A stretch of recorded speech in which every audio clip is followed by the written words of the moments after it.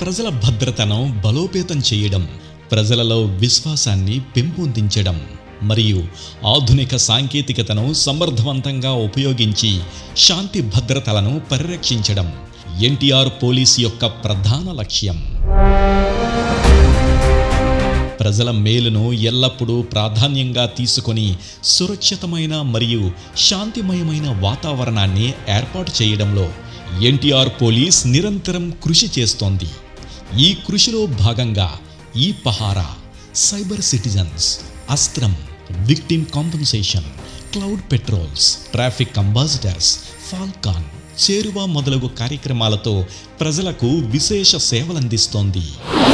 NTR police commissionerate.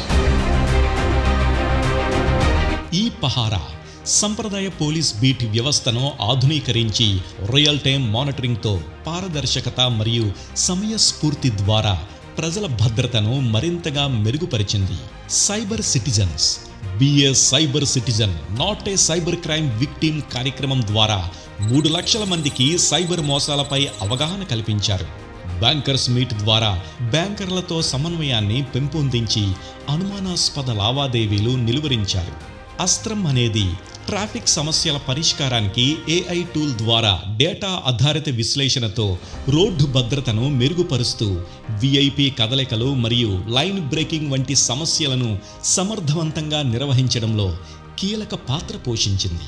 Victim compensation, hit and run ప్రమాదాల విషయంలో supreme court మార్గదర్శకాల ప్రకారం జనరల్ ఇన్సూరెన్స్ కంపెనీ ద్వారా 30 రోజులలోపు పరిహారం అందించేందుకు చర్యలు చేపడుతున్నారు.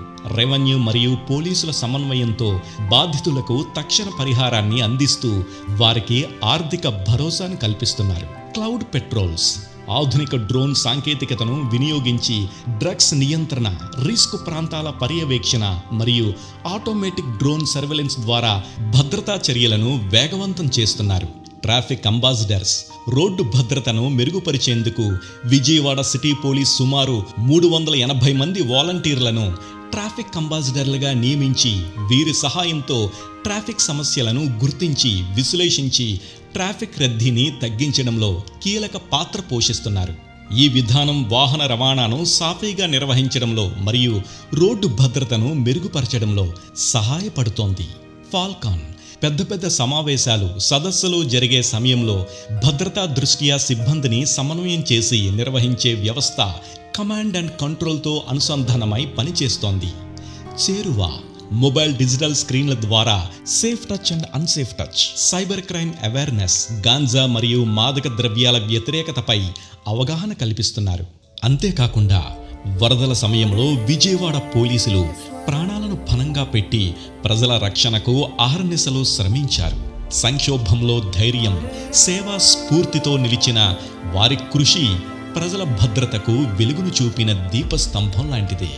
ఇప్పుడు సురక్ష అనే పేరుతో ఫర్ సేఫ్ నైబర్హుడ్ అనే కమ్యూనిటీ పోలీసింగ్ కార్యక్రమం ఎన్టీఆర్ పోలీస్ కమిషనరేట్ ఆవిష్కరించింది.